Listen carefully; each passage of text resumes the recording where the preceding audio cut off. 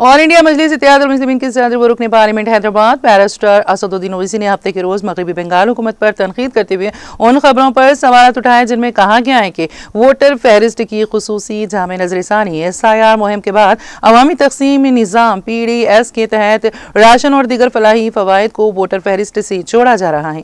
Social media platform X पर अपनी post में ओवैसी ने इल्जाम लगाया है कि वोटर फहरिस्त में जिन अफराद को गैर हाजिर या मुंतकिल शुदा करार दिया गया है, नीज़ वो लोग जिन्हें गुज़िश्ता इंतखाबात के दौरान वोटर स्लिप नहीं मिली थी, उन्हें हकीकी और अहल शहरी होने के बावजूद फलाही स्कीमों के फवायद से महरूम किया जा रहा है।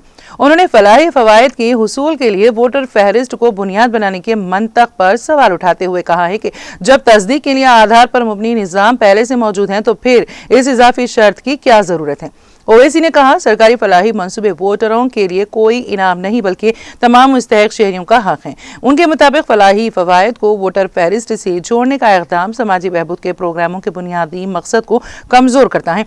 उन्होंने इल्जाम लगाया कि इस पॉलिसी का सबसे ज़्यादा असर ख़वातीन, दर्ज फहरिस्त ज़ातों और अक़लियती तबक़ात समेत मुआशरे के महरूम तबक़ों पर पड़ेगा।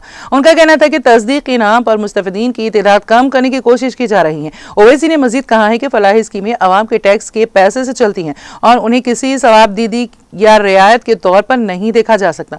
उन्होंने जोर दिया है कि इन स्कीमों तक रसाई तमाम अहल शहरियों का बुनियादी हक है। उन्होंने फलाही फवायद की तकसीम को सियासी रंग देने पर भी तनकीद की और कहा कि ऐसे इंतजामी फैसले मुआशरे के गरीब तरीन तबक़ात की ज़िंदगी को मज़ीद दुश्वार बना रहे हैं।